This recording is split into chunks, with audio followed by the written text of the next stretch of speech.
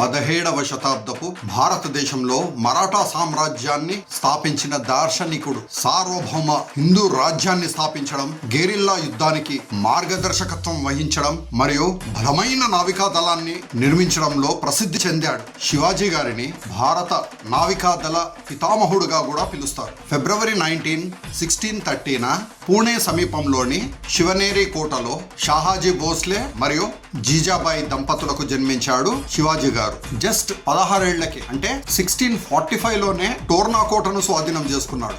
1659లో జరిగిన యుద్ధంలో అఫ్జల్ ఖాన్ ని ఓడించాడు. 1663లో షైస్తా ఖాన్ పై దాడి చేశాడు. జూన్ 6, 1674న రాయ్గఢ్ కోటలో అధికారికంగా ఛత్రపతిగా పట్టాభిషేకం చేయబడి మరాఠా రాజ్యాన్ని చట్టబద్ధమైన సార్వభౌమ శక్తిగా స్థాపించాడు. పరిపాలనను నిర్వహించడానికి ఆయన అష్టప్రధాన 8 మంది మంత్రుల మండలిని ప్రవేశపెట్టాడు. శివాజీ గారు ఒక హిందూ మతస్థుడైనప్పటికీ అన్ని విశ్వాసాలను గౌరవిస్తూ ముస్లింలను తన నావికా దళం వంటి కీలక సైనిక స్థానాల్లో నియమించుకుంటూ కఠినమైన మత సహనాన్ని పాటించాడు. ఏప్రిల్ 3, 1680న రాయ్గఢ్ కోటలో బలమైన స్వాతంత్ర రాజ్యాన్ని వదిలి వెళ్ళిపోయారు. స్వరాజ్యం, స్వధర్మం కోసం తన జీవితాన్ని అర్పించిన మహావీరుడు ఛత్రపతి శివాజీ మహారాజ్ గారు.